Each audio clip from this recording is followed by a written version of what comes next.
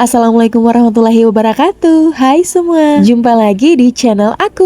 Kalau kali ini kita mulai dengan jalan-jalan, tapi ada keperluan juga sih. Video kali ini lebih kebanyakan berada di atas motor karena tujuannya hanya satu, sehingga kegiatannya itu nggak banyak. Sekaligus juga lihat-lihat kampung di daerah aku. Nah, ini memasuki wilayah Sulawesi Tengah. Kalau lihat jalanan ini pasti teringat banget masa-masa sekolah, masa-masa kuliah. Yang bikin teringat itu momen ketika pulang kampung bareng sepupu aku. Karena kami kebanyakan sekolahnya itu di Palu. Bayangin aja dulu waktu zaman aku nggak ada SMA di kampung aku. Sebenarnya ada sih di kota kabupaten, tapi penerimaan siswa barunya cukup terbatas. Bayangin aja kecamatan aku sendiri banyak banget lulusan sekolah menengah pertama, belum lagi kecamatan lain. Sementara sekolah pada zaman itu nggak banyak guys. Makanya kami itu rata-rata setelah lulus SMP langsung lanjut merantau ke kota Palu, Sulawesi Tengah untuk melanjutkan sekolah menengah atas atau yang biasa disebut dengan SMA. Oke lanjut guys, di sini aku cerita-cerita aja tentang zaman dulu waktu sekolah. Daripada nanti teman-teman bosan lihat video aku karena kebanyakan videonya itu berada di atas motor. Nah, di sini aku mau ceritain zaman sebelum aku masuk SMA. Nah, di sini aku mau ceritain pengalaman sepupu-sepupu aku pas lagi menempuh pendidikan di kota. Dulu ponsel itu masih dianggap tabu dan masih jarang banget orang menggunakan ponsel. Pada zaman itu orang masih menggunakan telepon umum. Nah, bagaimana sih caranya bisa berkomunikasi dengan orang tua sementara di kampung aku itu belum ada listrik, apalagi telepon umum. Mau tahu caranya? Yaitu surat menyurat. Apalagi punya kebutuhan jadi ditulis ke dalam surat, entah itu butuh uang atau butuh beras dan lain sebagainya. Mau tahu guys, cara kirim suratnya itu dititip sama teman yang mau pulang kampung atau orang tua yang datang jenguk anaknya. Karena di kampung aku itu nggak ada kantor pos, makanya nggak bisa surat menyurat, paling itu hanya dititip aja. Seru banget ya dengar cerita mereka. Tapi pas zaman aku itu ponsel udah banyak digunakan, jadi kalau kita mau menghubungi orang tua lebih gampang guys. Singkat cerita, di sini aku udah sampai di kota Donggala. Ini adalah salah satu kota tua, bisa dilihat dari bangunannya. Masih banyak bangunan yang lama, tapi udah banyak juga kok yang direnov. Aku itu paling seneng lihat bangunan-bangunan jadul kayak gini. Nah, tak terasa di sini kami berada di depan Masjid Raya Donggala sambil duduk dan ini masih mencari tujuan yang akan kita datangi. Setelah berkeliling-keliling, ini adalah tujuan kami kemari. Di sini kami ada sedikit keperluan. Oke, di sini gak usah aku ceritain semuanya. Lumayan lama berkeliling karena udah lama nggak kesini, jadi agak lupa. Oke, setelah selesai urusannya di sini kami lanjut untuk cari makan. Seperti yang aku katakan sebelumnya, videonya lebih kebanyakan di motor karena tujuannya hanya ke toko emas tadi. Karena aku pengen makan bakso, jadi di sini kami cari warung yang jual bakso. Dan teringat dengan bakso yang pernah aku makan pas depan Pertamina. Sekaligus juga di sini kami mau isi bensin. Oke guys, lanjut. Di sini aku mau cerita juga pengalaman aku waktu kecil di sini. Dulu bapak aku itu pernah nanam coklat, jadi setiap kali habis panen dan hasil panennya itu dijual ke kota ini. Dan yang biasa beli hasil panen petani itu yaitu tengkulak. Kalau kami biasanya di sini sebutnya itu toke. Jangan salpok ya dengan bahasa kami karena ini adalah istilah yang berada di daerah. Dan kebanyakan toke di sini itu keturunan Chinese. Gak terasa lagi ya guys, di sini kami udah sampai di tempat tujuan kami yaitu makan bakso. Kangen juga sih makan bakso ini, makanya bela-belain kemarin. Porsinya lumayan gede dan harga semangkuknya itu 25.000. Oke teman-teman, mari makan semua. Terakhir makan di sini 10 tahun yang lalu. Wah, lumayan lama juga ya guys. Waktu kecil aku itu sebenarnya nggak suka makan bakso karena memang nggak terbiasa aja. Di kampung aku itu nggak ada yang jualan bakso kayak gini. Jadi pas pertama kali nyoba terasa asing. Tapi setelah sekolah di kota jadi makanan favorit. Namanya juga anak desa yang sekolah di kota, banyak banget hal baru yang kita temuin, termasuk makanan guys. Oke, ini udah selesai makan. Di sini kami lanjut lagi mau isi bensin di Pertamina. Di sini kami lagi ngantri, tapi antriannya nggak terlalu banyak. Setelah ini kami lanjut pulang. Nah, itu warung baksonya pas berhadapan dengan Pertamina, makanya sering disebut dengan bakso Pertamina. Nah, ini adalah jalan menuju pelabuhan dan ini adalah pelabuhan yang ada di Donggala guys. Cuaca kali ini lumayan panas. Ini sekitar jam 12